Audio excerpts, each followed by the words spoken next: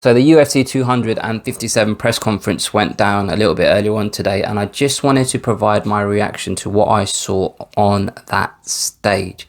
So look, the general consensus since that press conference has happened on social media, people have basically been saying that is the politest, kindest press conference I've ever seen in my life. That is the most respectful I've seen Conor McGregor behave during a pre-fight press conference. And look, I agree with that. I'll go along with that. But then I started to think to myself, why is that? Why are all of these guys just being so nice to each other, or like all of a sudden, like why are they behaving this way? Like, they're going to be fighting in 2 days' time, and I understand Dustin Poirier and Conor McGregor being polite and respectful to each other just because of how the fight came about, with them talking on Twitter, and originally it was going to be a charity bout, and all of that stuff. But why are Dan Hooker and Michael Chandler being so polite and kind to each other? Like, what's stopping them from getting involved a little bit? And this is the kind of conclusion that I came to. All of these guys are just sat on Conor McGregor's stage, and they're happy to be sat on Conor McGregor's stage. And he dictates the mood on that stage. And if I guarantee you, if he was to be hostile towards Dustin Poirier and be the Conor McGregor that we're used to seeing prior to the Donald Cerrone fight, then I guarantee you that Dan Hooker and Michael Chandler and Dustin Poirier, to an extent maybe, would have followed suit. I found it interesting. At one point, Dana White was asked about the pay-per-view numbers for this event and how it's trending, and Dana White's answer was all of our pay-per-views, and I'm assuming he means post-COVID, exceeded expectations, and this is no different. And Conor McGregor wanted to elaborate on that, and he basically mentioned how the embedded numbers for UFC 257 is double any other event last year apart from one, and that was Conor McGregor against Donald Cerrone. I don't know how true that is, I haven't fact checked it, but that's what he said on the stage. But then he went on to say this, and this is what I found really interesting. He said, I'm happy to give people like Dan Hooker and Michael Chandler, and I'm not saying word for word, I'm paraphrasing, but he effectively said he's happy to give Dan Hooker and Michael Chandler the platform.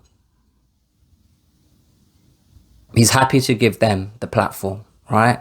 So that was the first thing I kind of noticed, and I thought, well, hold on a minute. You're not giving anyone a platform. This is a UFC event. They need to find fights to fill the card. Not really sure whether you have a say on who is fighting on the undercard and who isn't fighting on the undercard. And these guys are all in your weight class. Like, aside from your commercial value and how many pay-per-views you can sell and how big of a draw you are in terms of your star power within the organization, you four men are basically on an even playing field when it comes to potential contenders for a next title shot. Like, the title picture at the moment is that unclear. So these guys are not your these guys are your is subordinate a right word? But they're on the same fucking level as you. Let's just put it that way. Do you know what I mean? So I found it quite interesting. He said, I'm happy to give these guys a platform. And he's right. He's right. Because even though it might not have been him that's afforded them a chance to fight on his card, like, it might not have been his decision to make, the fact is they are fighting on his card. And the fact is, because he brings so many eyes to the sport, he's giving them a platform. Like, more people are watching Dan Hooker and Michael Chandler fight each other because of Conor McGregor, as opposed to them fighting on any other fighter's pay-per-view. It's as simple as that. So why is this? Why all of a sudden is Conor McGregor being this Mr. Nice Guy?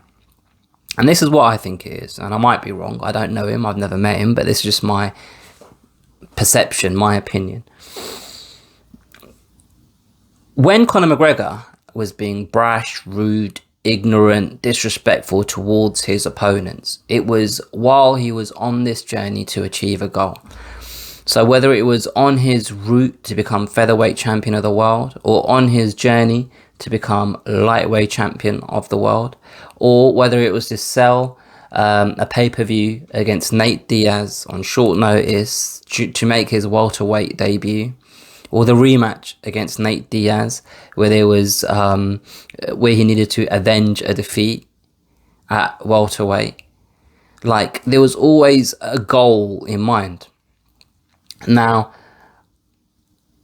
at the moment, even though the goal might just be to become the lightweight champion again, I really feel the actual goal, the underlying goal, is just to fucking fight.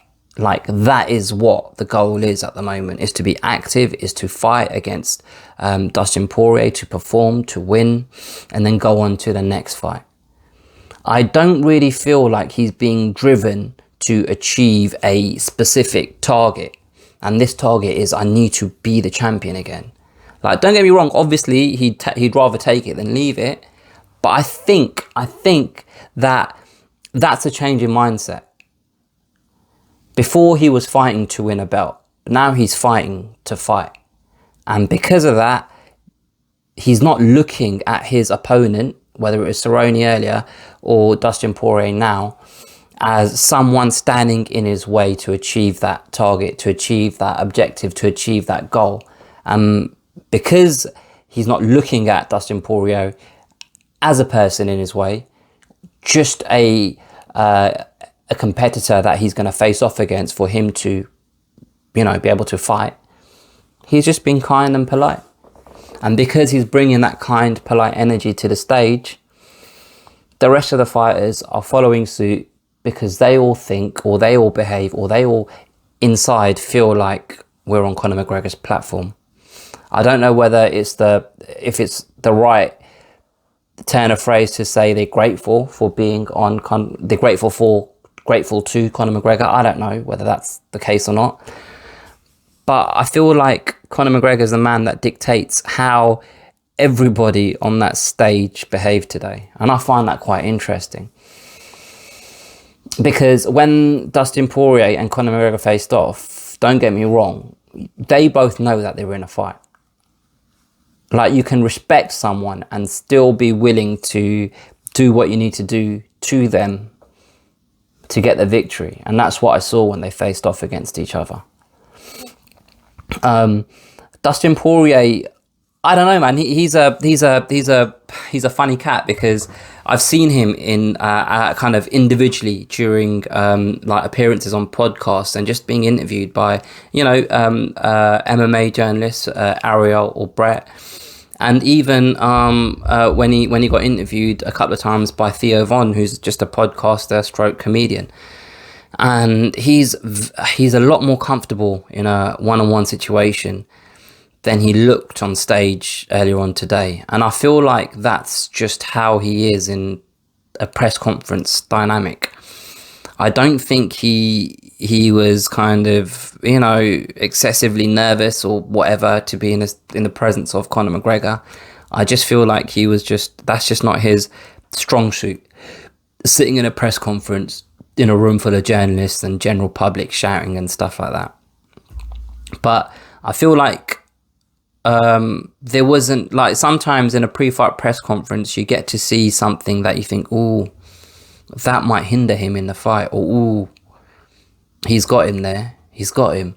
Like we saw Conor McGregor against Jose Aldo. He kind of he had him in the palm of his hand.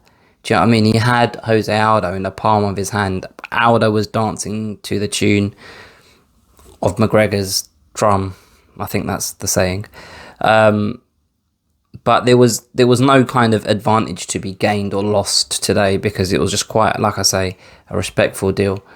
But I just wanted to talk a little bit about just kind of Conor McGregor's in this weird sort of space, man, because like it's almost like on that stage there was a hierarchy of power. It was Dana White, it was Conor McGregor, and then it was the other three fighters, which I find quite funny, because that's, from a business sense, that was the hierarchy of power. But in terms of a competitive hierarchy, all four of them at the moment, they're in the same band, they're in the same spot. So yeah, that's my takeaway from the press conference today. Went a lot longer than I thought I was going to go. But let me know what you guys think about the press conference earlier on today. Please feel free to hit the like button, share this with a friend if you've enjoyed it, subscribe to the channel if you haven't already, and I'll catch you on the next one.